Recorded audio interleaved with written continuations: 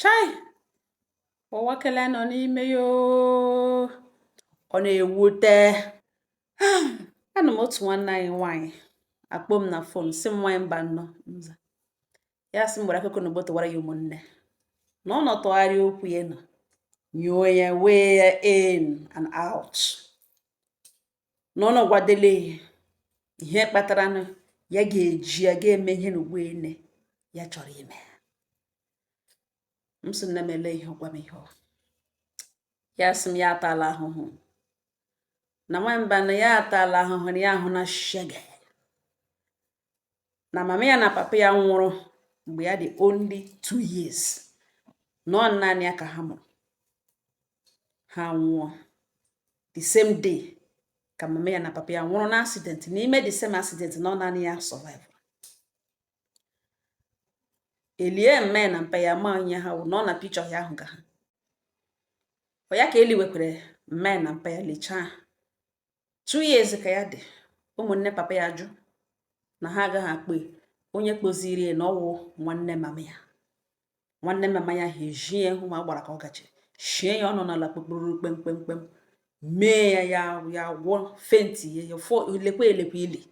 otu ụbọchị ya gbaa ọsọ ndụ mgbe ya eruole 15 years gbala ụlọ nna ya gakwuru ụmụnne nna ya na ya naghị agagazi na ya ga-anwụ ebe ahụ na ya ga-anwụ ebe ahụ na ihe emeghe na ọ dị too much. Efile na ya lụrụ n'ụlọ nna ya nwanne papa ya gwa ya na ọ dịghị welcome ebe a na ya agaghị anabata ya na ya biko bịa eshi ebe a pụọ na ya awa gbara nọ na mission na mgbe ejiri kpawa ike nọ from the age of 2 years ka ya ga-anọ the same moto nne na nna ya nọ enwe accident nne ya nwụọ nna ya nwụọ ọ wụrụ ya nwa survive na onye ka ọ chọrọ ka akpọrọ na ya dị surprise na nwanne mama ya ahụ ya na ya nọ ya na ụmụnne ya gwụbe n'ihi na ya ebu ọkwụm ilelo na ya agaghị anọ ebe a ka ya hapụ ịnọ nga otu ụbọchị ụlọ ha kachiri faya onye ihu na onye azụ agbatụlatacha nwụọ oshi na windo rịpụta na ọ dịghị welcome ebe a na ya ga-anabata ya. Ya nọrọ nga muvuo ha ụwa ya buru ya kweligeme ọ ya ka ya gawara gawa ụwa ya buru na-ebugharị ya achọghị ịgwa m ihe ya gabigara n'aka ụmụ nwoke na ụmụ nwoke jiri ya shege na ụmụ okorobịa jiri ya shege na ya hụrụ ihe ahụ ya from the age of 15 na life was so cruel na life was so unfair na ya hụrụ ụwa sụgharịa sụ ya ọdụ na ya tara ahụhụ before ya eruo ebe ya nọ. Ya achọghị ịgwa m ihe ndị ya mere before bịa kwụrụ n'ụkwụ ya bidozie emewe biznes chọta ụlọ biri nọ na biznes ọ nụtara ka ya mere ka ya hụrụ di nwoke na ụgbọelu ya na ya abụọ kpọrọ onwe ha di na nwunye. Mgbe a na-akọwa eme introduction ya kọwara ya onwe ya yọtago onye ka ya nwa akọwakwa n'onwe ya bịa ghọtazie na ya enweghị nne ya enweghị nna ya enweghị ikwu naanị ihe nwere na ọwụwa na nkụlụ takoro sọ mgbe eche ka ndị di ya bịa nara nye mmanya ya dọwa ha. Ọ bịa dizie serious in that case ka ya were ya nwanne were ihe niile o propose marriage ya kwere n'ihi na ya laikiri ya from ala obi niile ya laikiri ya. Ọ bịa kọrọ ụmụnne ya n'ihu nke nwoke ya kpọrọ di ya ka mama ya na ụmụnne nọ na-agbafuru gị na ya hụgawanụ n'ezigbo family rụ mma ya ga lụrụ kpọta onye na-enwedoghị nta ihe ka ọkọgọ gị na ọsịnọdị gị na amụrụ ya nne na nna ya nwụọ na mgbe ọ dị 2 years ka lekiri ya ha na-eme kọwa arụ na ọnwụ onwe onye dere ịdake ke mama ya na papa ya nwụrụ na ọwụ ọ dị different a na-ebu okwu onye ọbụla na-akọwashi okwu because gị na ha hụtara na enweghị ebe enwe onye hụ ya n'azụ ya ma na nwanne ha nwoke akọrọla ha were life history ya nyere were gachi ego ha n'aka. After everything ọ gwa ha sị na ọ choice ya na ha wepụrụ ya ọnụ ha wepụkwara ya ọnụ ya bịa lụọ ya dọwa di ya na ya bụ bi na Lagos n'ụlọ ha na Lagos na ọ bụ di ya rụrụ na ha bido nwa bido shiwere ya ike ịtụ ime awụwụ ịtụ ime problem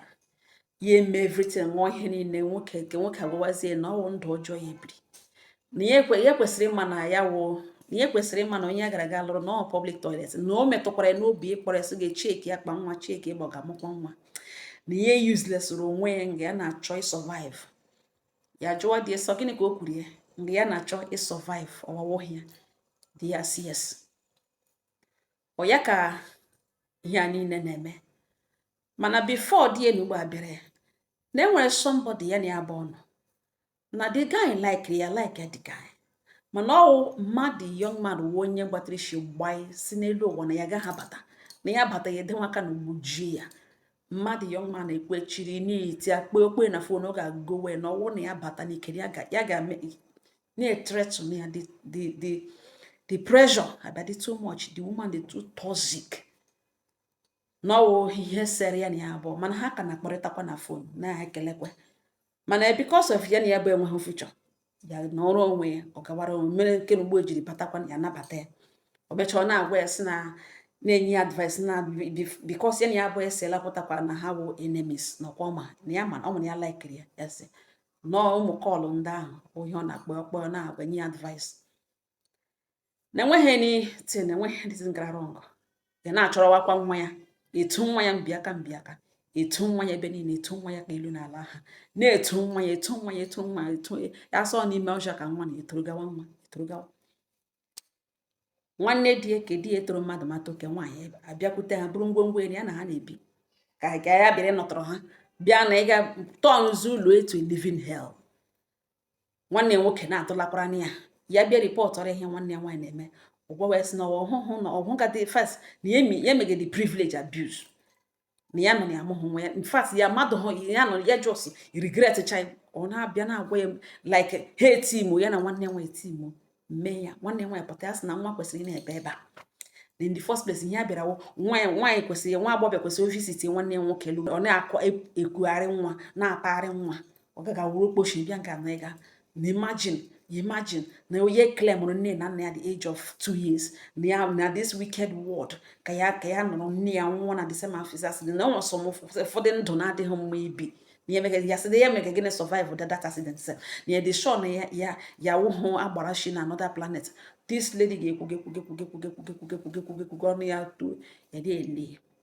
niile ọ na-ekwugwe na ya ga-atụpụrụ ya ọnụ na ọ na-anya mmiri ihe na-agara akọbeshi ihe ebegakwara n'ụwụ na ọ gwụla dị only family ya nwere fọna onye ka ga-agị kọsara wankọli ọ ga-achịgbu onwe ha nọ n'ọhịa agabiga ka ha achịgbu onwe ha. Ọ bụ ndị ka omere na ndị ka ewubere ebe a ka nsogbu dị ha ga-ajụ ọsọ jide ọchị tọọ ruo n'ala so mgbe ya gbakwuru ụmụnna ha efili na orute ugbo by na ọ ga-agba katapọt n'eluigwe na enweghị ebe ya shi ekute ome emere ebe ha na-akọga na ihe ya na ịga n'ụkọtị ya gawara onwe biznes ya na ọwụta ka ihe a shiri mekite o ruo otu ụbọchị ex ya kpọọ ya na ya nọ n'ihu geeti ya na enweghị ya chọrọ ka ya na ya abụọ discuss ya biko na emeghe ka ya na ya abụọ kpaa nkata na ọ dị very very important. Ya emeghere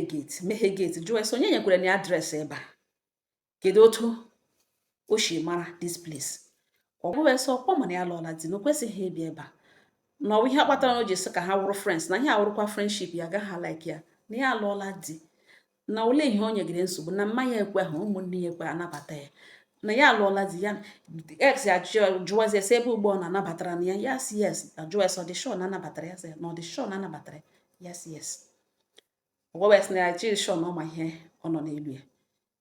Okwu ahụ atụghị ụjọ ya dịghị surprised ikekwe na ọhụrụ ebe di ya discuss ga-enweghị ha jiri ya kpọrọ. Ọgwawes na ihe mere na ọ na ya ga-like ka ya na ya bụ discuss of very important thing na ọ gbasara ndụ ya. Ya sịrị ili ya sị oke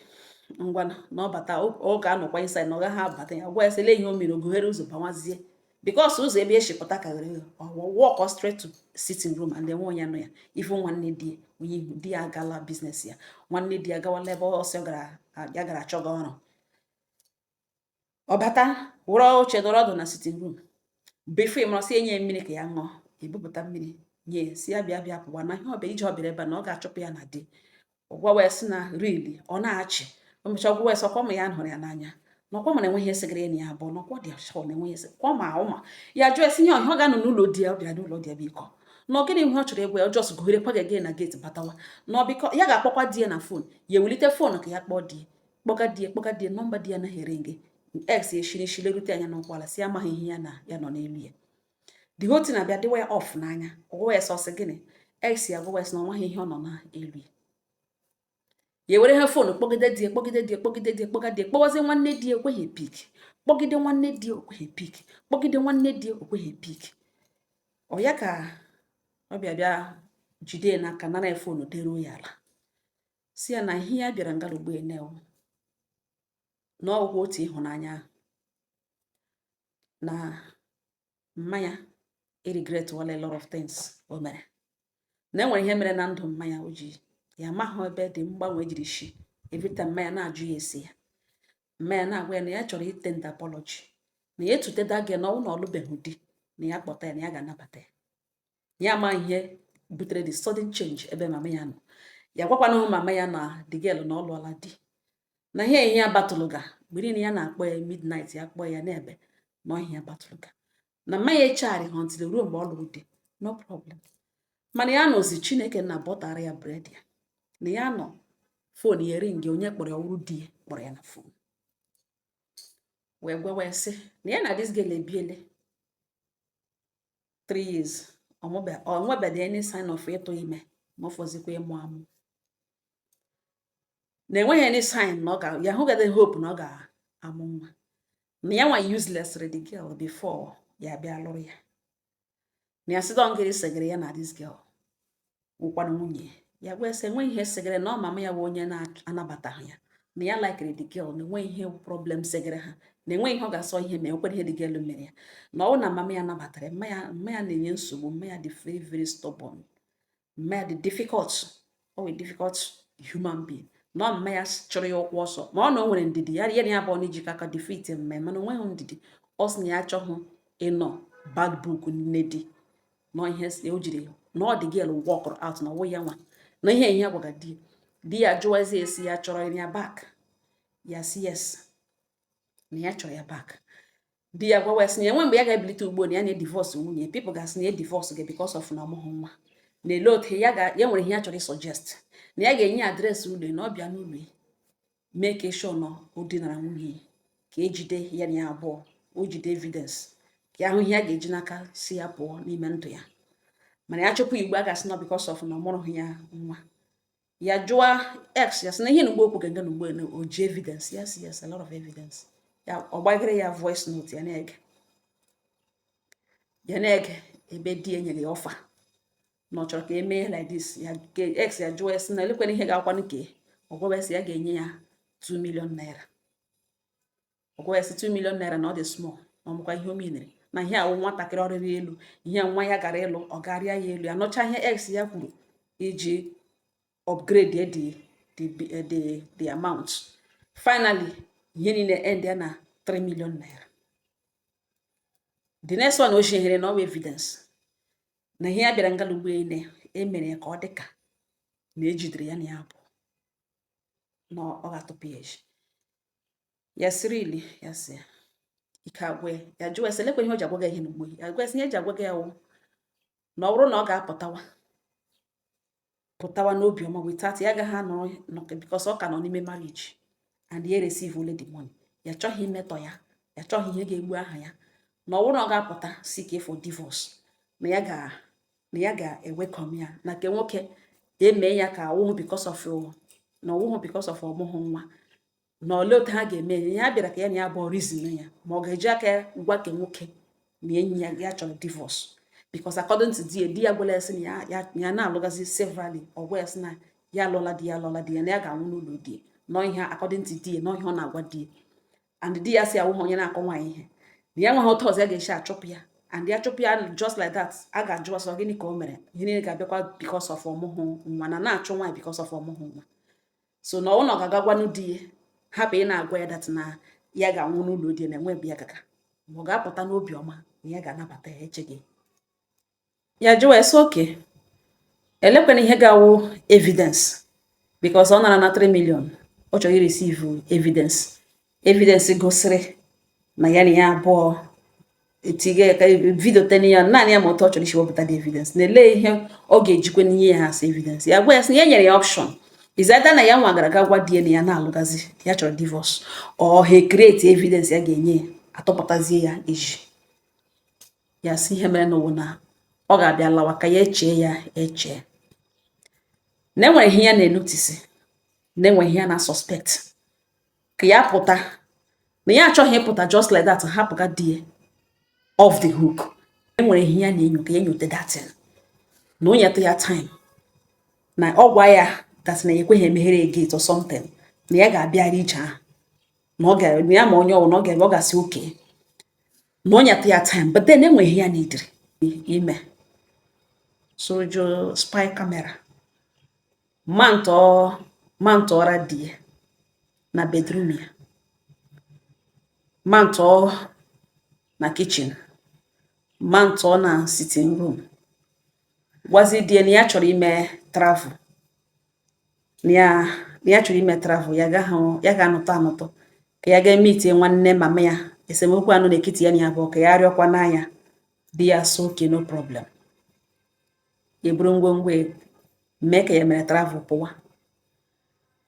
Ka ya pụwara ya na-ele na vidio ya na fon ya na-ele na fon ya na ihe ahụ nọ na mmụọ ya na-agwa ya na ọwụ ihe ọwụ ya ote die na enyi nwoke na-eche lekọrịta onwe ha anya na ya ahụ na several ebe enyi nwoke di ya kọtọrọ ya aka n'ike, na ya ahụ na several ebe enyi nwoke di ya gbaga di ya pimple, na ya ahụ na several ebe enyi nwoke di ya ebupụtara ha nri ka ya gaa na kitchen ga-eweta mmiri okuruzie dịrị na-ekige di ya na ọnụ, na ya ahụ na several things ihe a na-arụghị mma n'anya ya chọghị ime accept ihe mmụọ ya na question mmụọ ya na-ajụ ya enweghị answers kpatara na ya ji gazụrụ those spy cameras n'ihi na ya dị very very good na ihe ya na-apị ihe fon ya doro ya anya ya ga tijuo the spy camera man tọrọ ya dị ọmahụ ihe anụ na ihe tụge ya ahụkwana ya nọrọdoghị 2 hours ahụ ya ọpụpụ ya pụrụ ya ahụ ya ka o mere call from ime call enyi nwoke ahụ wụchashia na nwa mba na ya achọghị ịgwa m ihe mere na ọwụghị obere ihe na di na ọwụ okpontu ndị ka ike ndị ka ike ya na di na ọwụ ke nwoke enyi nwoke nwanyị ya jos mgbe ikpere kelewe Chineke nna bi n'eluigwe Olisa bi n'eluigwe na ọ jos chọrọ iji ya wee mụọ nwa na ha na-igbu ya na ọ na-igbu ya and ya na-enwe like nobody nwenye na-ajụda esi ya otu obi si ya na Jehova nna nwa ihe o ji ihe ọ na-arụ ọrụ ebube ọ na-arụ ya niile ya na-ahụ ya na-erekọdị ya erekọdị ya gadacha ihe shigushi ma otedi eshi bende nwoke ibe Yehova ma otedi nwunye oh Jesus my mba oye sendara m just one clip m sị nne m esendara mba ime mistake na ọba n'ịntanetị ị ga-asị onye mana m ọka isendara nwaanyị mba and ekwekwala ya ba n'ịntanetị biko ya m sọ gịnị kọwadara m ihe gị nne ịkọga ya asị m dat na ihe ya hụrụ ọwụ obere ihe ya rekọdụcha ihe niile ka ya nwetara ihe ya chọga ọ dịrị enough ya chọghị bịa hụ ihe ga-eme ọda diz ya kpọọ ya na ya elowele na ya na-elo ọgwa esụsọ oso ya cs na elowele o were fonti n'aka ya na-ele ka o were fonti na ntị na-agwa ka nwoke ewu ya rọp ọ ya ka ya elowere nọ nga gwa di si ya dat na ya nwere confession di ya si really confession gịnị ọgwa ya gwa di ya si dat na ex ya bịara ebe a di ya jụọ onye kwe na ex ya adres o ji bịa ebe so na enweghị ihe na ex ya gaga n'okpuru ime ya si no na ex ya bịara ebe a na thank God mission ya bịa notice na ex ya chọrọ ịnọ n'ụlọ di ya wakpo ya nụrụ nga pịam gbakpo na bedroom mmiri call bido emewe call ozugbo ebido ime call kpowa polisi kpowa ex ya gbalaga na o nwere ike ịbịa achaghị again na ihe eji sị ka ya gwa ya so that ka ọ hapụ ịhụta na enwere ihe gagara ọrụ na ụta ex ya bịala na awa ọbịla ọ ga na-akarakwa na-abịa di ya gwa wes na onwe na enwe ka ọ bịara abịa na ọwa insult nakwa ya na-agwa ya na ya chọzi because ọ ihe ya chọrọ ka okwu ya na-agwa ya na ya chọzi ka akụwasha na marriage onye ọbụla gawara onwe na ya chọrọ ịwọ out of this marriage or no ya jụọ dị sọ ihe ọ chọrọ ya sị na ihe ọ chọrọ ya sị dị okenye ọ grant ya divorce o kwerekwa ozugbo na ya ka ya na di ya separately onye ọbụla gara onwe ya jụọ dị sọ ọ dị gị na-ewu ihe ya mere ya o jiri kọwasha marriage ya na abụọ na di ya gwawa ya because na ex ya na-abịakwute n'ime ụlọ na ya ike marriage a na ọ bụla na o rutele nke ex ịbịarute ya gwa sọ ihe mere na o jiri hapụ ya sị asị oke na enwere vidio ya ga-esendịrị ya na ọ ga-through that video ka e discuss otu ọ ga-eche settle ya di ya sị really ka vidio ihe ahụ ya sendịara ya one of those clips ebe o ji nwoke ibe n'ala na ote nkata na-eche ejide ka m hapụ ikpe n'olu bekee na-akpe na asụ ya na igbo ka na ahụ dị ka eji mara ihe eji kpodati n'okpo ntu ọ na-akpọ na rọkọ ha kpega na blọk na nwaanyị nwere ike withstand that pressure di ya ọ ga nwoke ibe ye send ya that one di ya nọrọ nga kpopadekwe si for how long ka e nwetara ya bịa ya go yes does it really matter na biko na ọkpọ ya na otu were na x na ya kpozikwele again na akpọ ya like ya na ya kabi obidere ọwa ekpewe si ya biko na ele ihe ya chọrọ ya go yes ugbu a ka ọ bịara na question ya sịrị ka ọ chọrọ na ọ gaghị ebi with him na ya na ya agaghị ebi after how many years amụtaghị nwa because o mekasaghị nwa emejụsaghị onwe ya oyi ọ just kwapụ gị create ya avenue create ya ha ogwu bịa ntụcha ịkwa gị n'ime na ya thank you na ya ekelere ya otu o shi feel that na ya otu o shichi use ya wee mụọ nwa ma Chineke na-ajụ na wee gwawa di ya sị na ugbu a ka ọ bịara na di ya jụọ so ego ole ka e nidiri ya gwa di ya so before ego na ụmụnne ga-ama ya gwa ụmụnne ihe o jiri send ya paket na ọ wụrụ ọnụ gwa ụmụnne ya that na ihe eji send ya ihe eji gbakasha kọwasha marriage ya na nwunye because ya wee okpo ntu na ọ ga-agwa ụmụnne ọ ma mma ya bụ ụmụnne nga ha niile ha na-afụrụ ya ga-esend chara ha vidio ahụ na WhatsApp ha were anya ha lekiri ihe kpatara na nwunye di ejiri nwanne ha nwoke ejiri gbusa marriage ya ya bụ ọrịa wee sọ ego ole ka ya chọrọ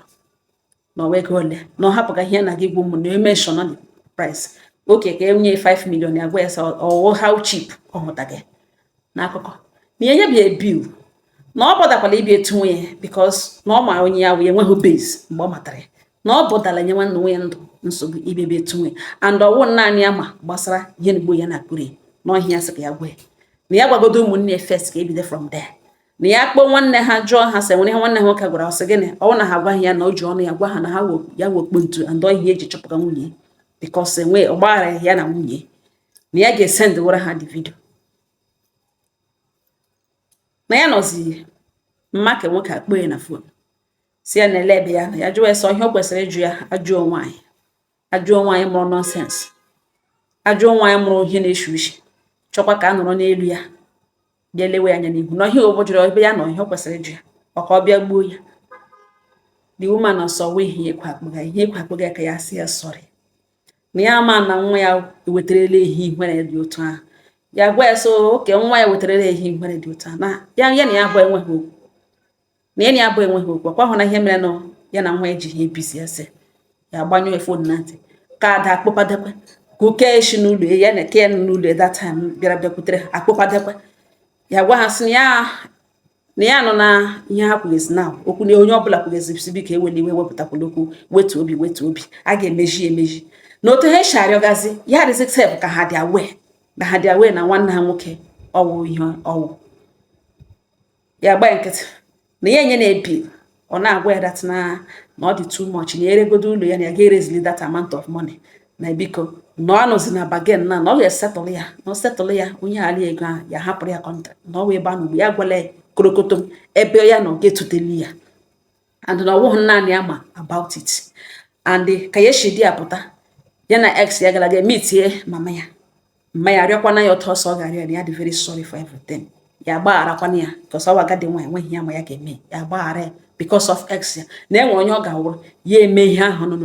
ex husband ya gwara even were ihe ga-eji drug ya mee ya pass ya out chọọ ihe ọ ga-eji megbuo ya mewa ya obi mana o meghị ya ọ bịa kọrọ ihe mere na otu o shiri mee because gịnị respect and ịhụnanya ahụ o nwere for ha na ọ ka nwere